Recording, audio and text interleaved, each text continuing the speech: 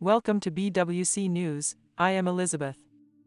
Since the outbreak of the U.S. debt crisis, the U.S. financial pressure is getting bigger and bigger, and countries are starting to sell off U.S. bonds, which will be a serious crisis for the U.S. with a measurable impact. Recently, the Federal Reserve repeatedly refused to ship gold to China, which triggered global questions, and China then said it might clear the U.S. debt, an event that once again sparked worldwide concern. So, what exactly is the problem facing the United States? How will this event affect the global economy and markets? Currently, the U.S. is not only facing a debt crisis, but there is also greater economic pressure on the states. To improve this situation, the state of Texas decided to replace the U.S. dollar with a digital currency and exchange it with each other, a move that took the market by surprise. However, after a deeper analysis, we will see that this is the usual tactic of the United States all along. The U.S. has always wanted to defend the U.S. dollar and will therefore take a series of countermeasures. For example, the U.S. has a large amount of gold, not all of which belongs to the U.S., but also to investors from other countries. According to some evidence, the U.S. has actually pledged this gold to banks in order to ease the current economic pressures, which has raised concerns for many. What is even more worrisome is that when these countries decide to ship back their gold, the Federal Reserve finds ways to obstruct it, trying to influence the current shipments of gold, which may involve several countries, such as Germany, Venezuela, and China. These bizarre practices have naturally attracted global attention. The latest data shows that the size of China's U.S. debt holdings has rapidly entered a downward phase, and at this critical juncture, China has indicated that it may liquidate its U.S. debt. At the same time, China is accelerating its gold purchases in order to alleviate current economic pressures as soon as possible. China's actions are being followed by other countries. After all, it is crucial to reduce the impact of the total dollar on the global economy as soon as possible. According to the World Gold Council report, China's gold demand in the first quarter has reached its highest level in 2019, nearly 465 tons, showing a strong performance. Starting in 2022, China has decided to slowly de-dollarize.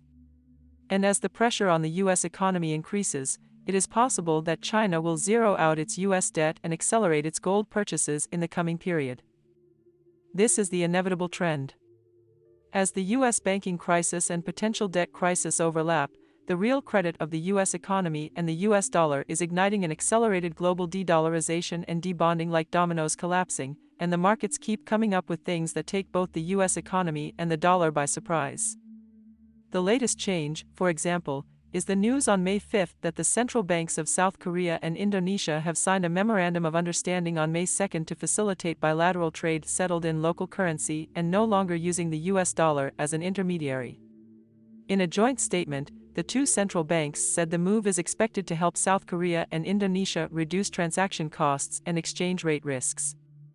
Indonesia, as a member of ASEAN, has already laid out several methods of de-dollarization in depth, and the opening of local currency transactions with South Korea's economy and trade means that South Korea, which has always followed the dollar economic system, has unexpectedly and officially and publicly announced its de-dollarization. As a result, South Korea has become the 111th country in the world to de-dollarize. Analysis suggests that when even South Korea starts to de-dollarize, you don't need to question the determination of many countries to de-dollarize. However, since the dollar has developed some kind of disjointed payment linkage in global trade and economy over the past decades, it is more normal market fluctuations to have interludes in the process of de-dollarization, but the process of de-dollarization is not going backwards. For example, in another twist of events, news emerged on May 5 that India and Russia had suspended efforts to settle bilateral trade in Indian rupees, after months of negotiations failed to convince Russia to keep the rupee in its foreign exchange reserve pool. This is a major setback for Indian buyers who continue to purchase cheap oil and coal from Russia, await a permanent rupee payment mechanism to help reduce currency exchange costs, and for the RBI, which has vowed for months to internationalize the Indian rupee. The Indian side is meant to have Russia accept the Indian rupee as the settlement currency for bilateral trade, which is apparently unacceptable to Russia, which has suggested that India use either the ruble or the yuan as its primary settlement currency. As we all know, the reason why a country is willing to hold another country's currency is mainly for two reasons. One is to hold the country's currency to buy the goods they need. For example, holding the US dollar can buy most of the world's goods, holding the RMB can buy most of the industrial manufacturing products. The other is to hold the country's currency to make investments and thus achieve. The other point is that you can take the country's currency and invest it to preserve the value of foreign exchange reserves, such as US bonds and Chinese treasury products. From Russia's point of view, Russia's oil, natural gas, coal is the energy needed by almost all countries, so in the matter of settlement currency is a certain choice, and if Russia accepts the Indian rupee settlement requirements, then with so many rupees can do it. To be honest, India, in addition to generic drugs and some agricultural products, there is no Russia itself does not lack agricultural products. And in addition to the country of India, Russia took the rupee in other countries can hardly spend out, so India wants to use the rupee to buy Russian energy is obviously unrealistic.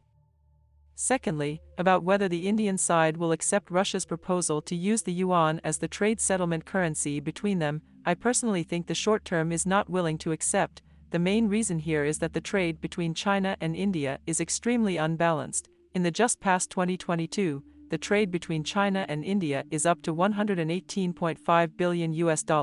But in the whole China-India trade, China realized a trade surplus of $100.7 billion, which means we only imported $17.8 billion of goods from India. In this case, let India come back to use China's yuan for settlement. India is obviously uncomfortable in its heart.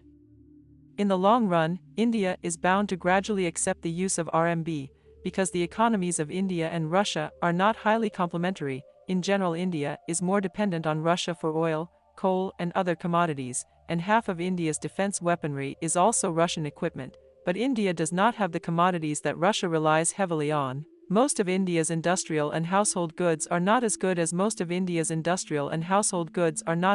China's. And agriculture is not as good as Russia's, so there is really no use for Russia to take India's rupees. But China's yuan is different.